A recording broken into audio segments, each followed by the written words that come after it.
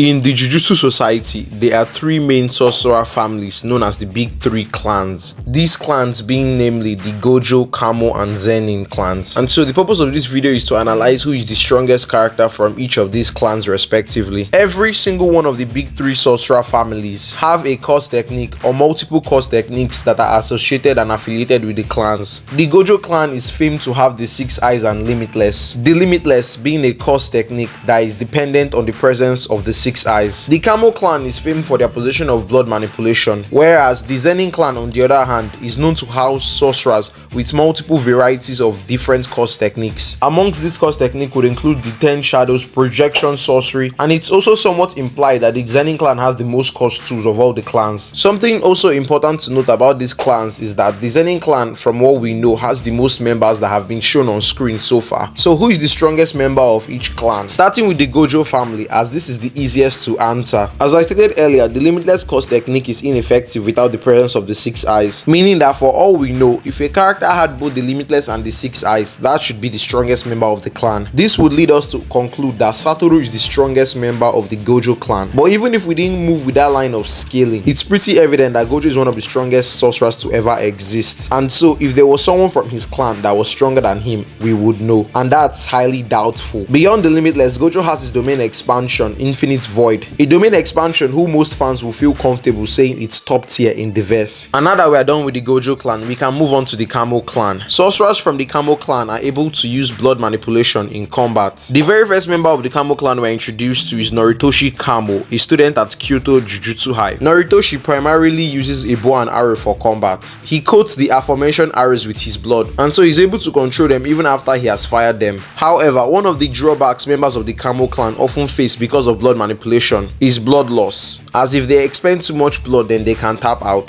To make up for this, some of the members of the clan like Noritoshi carry around with them blood samples. When Noritoshi uses flowing red scale, he's able to amp his physical stats considerably. Besides Noritoshi, the other sorcerers we've seen use blood manipulation are not exactly direct members of the Kamo clan, and this will be the curse hybrids, the death paintings, consisting of Choso, Kechizu, and Eso. If we are to count the death paintings as members of the clan, then it's safe to say that Noritoshi isn't the strongest member. Eso is capable of using a blood manipulation technique he dubbed Wing King, but that doesn't seem to be too effective against the likes of Nobara and Yuji. He's also capable of using a rot technique known as Decay. When his blood touches an opponent, it becomes as lethal as poison. This then begins a rotting process from contact. He hypothesizes that Yuji will probably be able to withstand it for about 15 minutes and Nobara 10. Eso is honestly more impressive than Kechizu, but let's cover Kechizu. Kechizu is capable of shooting out waves of blood from his mouth. This blood is lethal to the skin, but besides that, he doesn't really have anything more going for him. By far the most iconic death painting has to be Choso. Choso is also pretty much the best and the standard when it comes to being a good user of blood manipulation. First of all, unlike Noritoshi, being a cursed hybrid, Choso is practically unable to run out of blood because he's able to create blood using his cursed energy. One of Choso's strongest attacks, piercing blood. Choso's piercing blood is basically a fast stream of moving blood that is able to do serious damage. The strength of his piercing blood depends on how long he charges the attack.